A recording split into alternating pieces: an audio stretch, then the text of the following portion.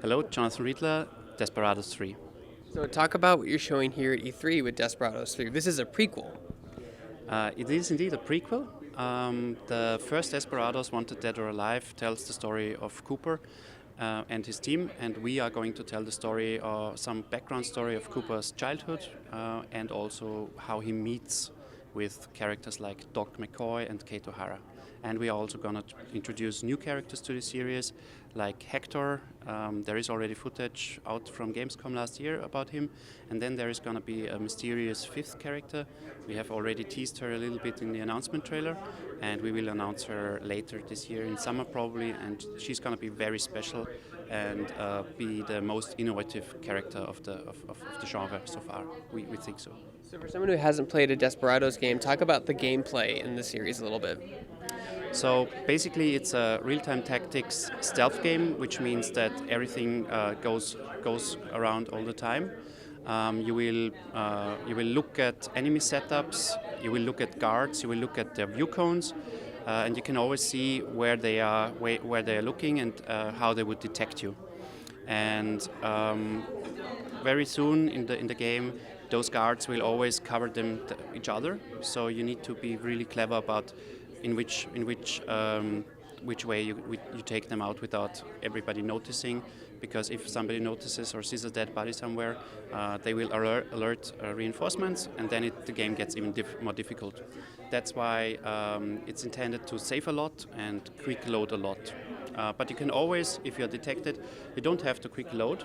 You can always switch to a more aggressive play style, take out your guns because it's a Western after all, and just shoot everybody. You won't be able to do all the mission with shooting because you have only so much ammo. But once a situation gets out of hand, you can resolve it that way.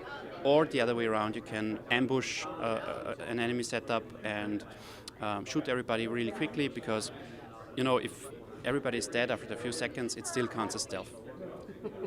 So talk about some of the new mechanics you're introducing to the game for the franchise for the first time, as well as returning favorites. Yeah. So the new features will be something that we call civil zones. Later levels will have, like for example, a town where in the middle of the town you can freely walk around, and the enemies will not see you as somebody who doesn't belong there. It's really natural for you to be armed and walk around there. There you can listen in on people talking about whatever, and sometimes you will get good hints about how to resolve mission goals in a different way. And the second new feature is that we have improved the planning mode a lot, and now it basically pauses the game at every time you want, and then you can queue actions for the different characters. And this is more powerful than in earlier games, more powerful than in Desperados 1, for example, or 2. And it will allow for different play styles. Some people could use it immediately again after you do it, so almost turn-based. And when does the game come out, and what platforms will it be on? So it will be out on PC, Xbox One, and PS4 at the same time. And we are not yet entirely sure. We are aiming at the end of 2019. But we will be certain about that and announce the release date on Gamescom this year. Any plans for Nintendo Switch?